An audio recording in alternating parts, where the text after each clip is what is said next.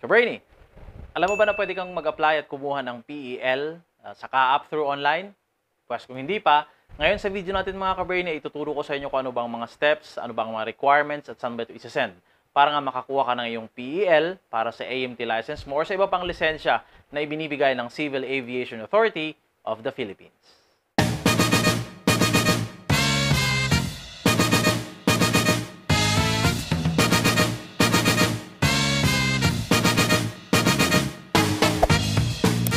And what's up mga Kabrainy? Kamusta kayong lahat? It is another great day today. Welcome back to our channel. Pero kung bago ka lang sa channel ko ay gumagawa po ako ng mga videos na may kinalaman sa mundo ng aviation at sa pagiging isang aircraft mechanic. At kung hindi ka pa nakasubscribe sa channel ko, please don't forget to subscribe. I-click mo na rin po ang notification bell para updated ka lagi sa ating mga bagong upload na videos and vlogs. So yun nga po mga Kabrainy, nabanggit ko sa ating intro kanina na pag-uusapan po natin ang mga requirements and steps po kung paano ba makakuha ng PEL para nga po sa ating AMT o iba pang lisensya na ibinibigay ng Ka-app. So kung ikaw po ay newly graduate o hindi naman kaya wala pa pong lisensya at nais i-proseso ito online, so yan po ang ating pag-uusapan ngayon. So bago tayo magsimula mga Kabrainy, gusto ko muna magpasalamat po sa inyo syempre sa ating mga bagong subscriber po. Welcome!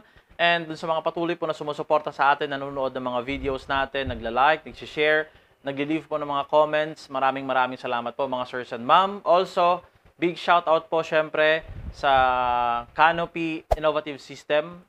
Sila po ay nagbibigay ng mga trainings. Meron po silang mga discounted price na trainings. May mga free trainings din po silang ibinibigay. So, i-check nyo lamang po dahil ako po ay kasalukuyan po nag-training sa kanila ng Airbus 330 Gen Fam. Shout out po sa mga classmates ko. So, talagang highly recommended po dahil yung mga trainer po nila, yung mga speaker po nila sa mga trainings and webinars nila ay talagang galing po at currently working sa field.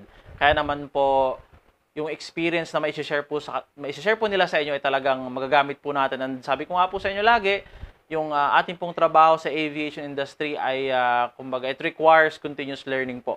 So, kung mag-invest po kayo sa learning and knowledge and skills po natin bilang isang aviation personnel, syempre lalo po sa ating mga newly graduates, or kaya po sa ating mga estudyante, it's really a good investment po. So, i-check nyo na lamang po ang official Facebook page ng Canopy Innovative System po para sa mas marami pang information. Marami po silang mga trainings this coming March po. So, i-check na lang po natin. So, yun.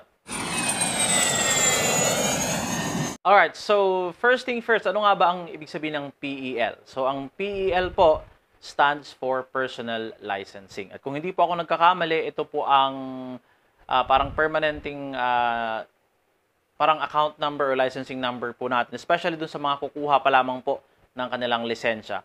Ito po ay gagamitin natin kapag tayo po ay nag-apply or hindi naman kaya nag-renew, pwede rin po, ng ating lisensya, especially through online po. So, ano ba ang mga requirements para makakuha tayo ng PEL online? Lalo po dun sa mga Kabrainy natin na malalayo at hindi po makabisita sa Ka-app. Pero kung kayo naman po ay malapit lang sa Ka-app or hindi naman kaya ay kaya nyo pong pumunta mismo syempre sa office po ng Ka-app, mas mainam po yun dahil mas mabilis pong proseso yung inyong request para sa PEL. So, nabanggit ko po sa aking mga nakaraang video na ang Ka-app po ngayon ay hindi na nagre-require ng negative result ng antigen. Ang kailangan nyo na lamang po ay mag-present ng inyong vaccination card. Dapat po ay fully vaccinated with, of course, yung inyong pong valid ID. And make sure po, mga Kabrainy, na kapag tayo po ay pupunta sa Ka-app ay nakasuot po tayo ng, of course, ng kanila pong prescribed na kasuotan. So, dapat po may collar, bawal po ang naka-short, bawal naka-chinela. So, dapat po, syempre, maayos dahil it's a government establishment. And besides, syempre, we are professional. So, dapat decente at maayos po ang ating kasuotan kapag tayo po ay pupunta sa Ka-app.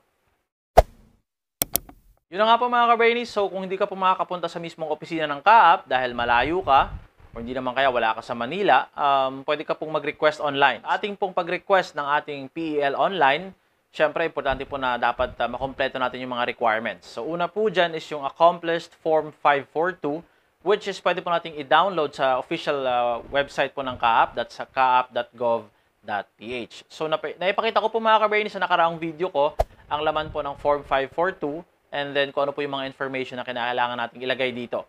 So, ito po ay may title na Airman Personal License other than Flight Crew Member. Yan po yung form na yan.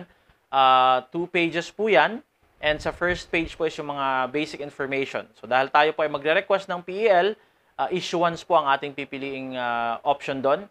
And then, doon po sa letter A niya is, of course, kung ano pong klaseng lisensya ang hahanapin natin. So kung kayo po ay AMT, number 3 po, that's Aviation Maintenance Technician, or kung ano man pong klase ng lisensya po ang inyong i-request in the future after nyo makuha yung PEL nyo. Letter B po is yung ano pa ang rating. So, power plant lang ba, airframe lang ba, or a combination of both? Power plant and airframe, hindi naman kaya electronics, or ano pa bang rating ang kukunin po ninyo. And then, of course, yun na pong personal information. So, yung complete name po ninyo, yung inyo pong complete address, of course, telephone number kung meron, yung inyo pong, of course, updated po and, kumbaga, gumaganang email address, very important po yan dahil dyan po sila magsasend ng information sa inyo, and other basic information po. And doon sa sa second page po niyan, ng inyo pong Form 542, nandoon po syempre huwag kakalimutan yung inyo pong pangalan and inyo pong signature. You can actually do e-signature po. Meron namang mga application, PDF editor, kung saan pwede nyo pong lagyan ng inyong signature po. Alright, so next po sa ating requirement mga ka-brainy is ang 2x2 picture po. Kapag kayo tapos ng mag-accomplish ng Form 542, ito na po yung next na gagawin natin. So, marami pong nire-require or kinakailangan gawin para po sa 2x2 picture natin. So, dapat po syempre white background. Ito po yung parang passport size. Actually, yung passport size is different kung di ako nagkakamali sa 2x2. So, based po dun sa nabasa kong requirements, nakalagay po talaga is 2x2. So, susundin po natin yon. So, again, dapat po white background.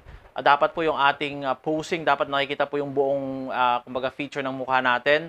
As much as possible, dapat nakikita po yung both ears natin. And dapat po walang earrings, mapalalaki, mapababae. Kung meron po kayong suot na eyeglass, tanggalin po natin. Contact lenses po, bawal din po yun. Dapat tanggalin din po natin bago tayo magpa-picture.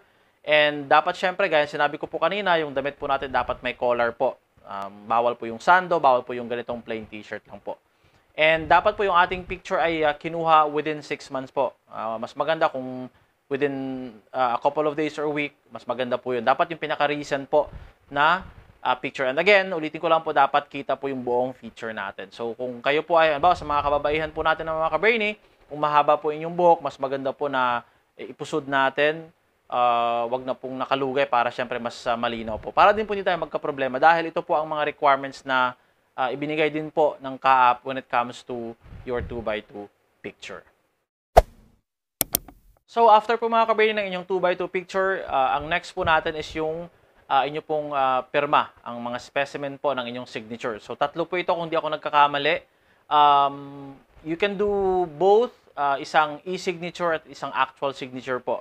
I think mas importante talaga na meron kayong actual signature. So, ang pwede nyo pong gawin dyan, kumuha po kayo ng malinis na papel, bond paper po, tapos magpirma po kayo doon.